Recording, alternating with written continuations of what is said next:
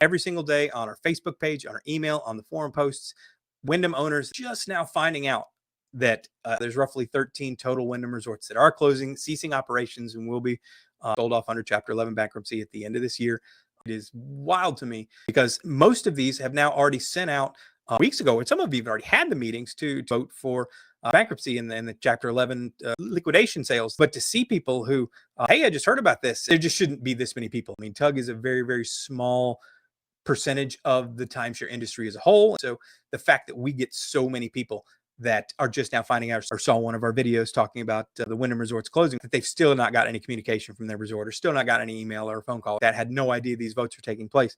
It's disappointing. Not only did they not hear about it, but they don't really have any say. Every single Wyndham owner in these resorts has essentially two options at this point.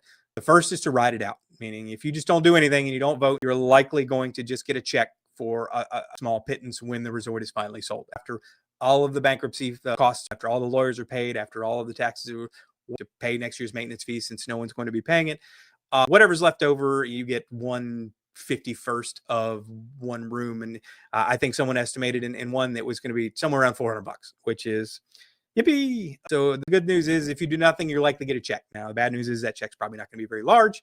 And the double bad news is you're not going to be an owner anymore. The second option is you, after all of this process has gone through, to be able to convert your deeded week to a Club Wyndham Access membership and the equivalent number of points. If you want to remain a Wyndham owner, obviously you're not going to be an owner at that resort. So you still have those points to reserve at any Wyndham resort, but you'll be in the general pool, so to speak, and making reservations. The most important thing, I can't express this enough to people. If you own at these resorts and you plan on going there in 2026, you need to make other arrangements. Wyndham has been very, very clear from the start that these resorts are going to shut down at the end of this year, 12/31/2025. As of January 2026, you're not going to be able to check in.